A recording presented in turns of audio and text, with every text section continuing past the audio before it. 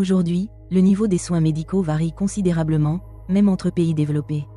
En oncologie ou, par exemple, pour les maladies neurodégénératives, une erreur initiale ou un protocole obsolète représente non seulement une perte de temps, mais aussi une perte de chance de survie.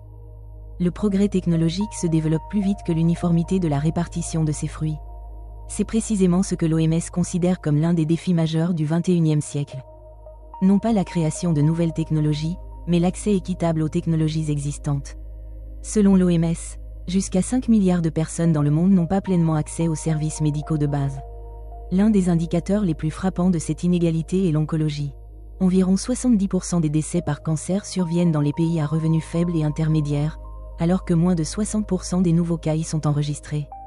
Dans les pays à revenus élevés, le taux de survie à 5 ans pour le cancer du sein dépasse 85 à 90%, contre moins de 50 à 60% dans les pays à faible revenu. Il ne s'agit pas seulement de la disponibilité des fonds pour chaque patient, mais aussi de l'accès aux infrastructures. L'Allemagne attire non seulement les technologies d'une clinique en particulier, mais surtout le système, centres spécialisés certifiés, conseils multidisciplinaires, protocoles cliniques. Diagnostics moléculaires obligatoires pour de nombreuses tumeurs. S'y ajoute la thérapie par cellules CAR-T, la chirurgie robotique, l'immunothérapie, qui a transformé le pronostic du mélanome et du cancer du poumon, etc. Récemment, une patiente atteinte d'un cancer du poumon non à petites cellules est venue me consulter.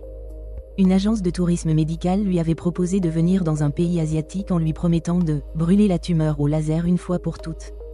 Elle s'est adressée à moi pour comparer le coût de cette intervention en Allemagne.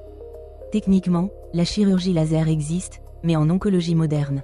Elle est utilisée en soins palliatifs, par exemple, pour rétablir la perméabilité bronchique. Elle ne constitue pas une alternative pour le traitement des cancers opérables. Après avoir examiné les images, le médecin-chef de la clinique spécialisée a tranché sans équivoque. Le laser est hors de question. Il s'agit d'un stade précoce nécessitant un traitement radical, tumeur de moins de 3 cm, ganglion lymphatique sain, absence de métastase. Un lobe du poumon est retiré. Avec curage ganglionnaire obligatoire, l'intervention est réalisée par voie mini-invasive ou robotisée. Seule cette approche garantit l'ablation complète de la tumeur. Des informations précises sur l'état des ganglions lymphatiques et le prélèvement d'échantillons pour une analyse génétique moléculaire. Intervenir uniquement sur la partie émergée de l'iceberg exposerait la patiente à un risque de rechute, compromettant ainsi ses chances de guérison complète, qui se situent à un stade précoce. De cette expérience découle le principe fondamental du tourisme médical. Toute proposition de traitement doit être validée par un médecin spécialiste ayant examiné vos images, et non par un gestionnaire ou un coordinateur.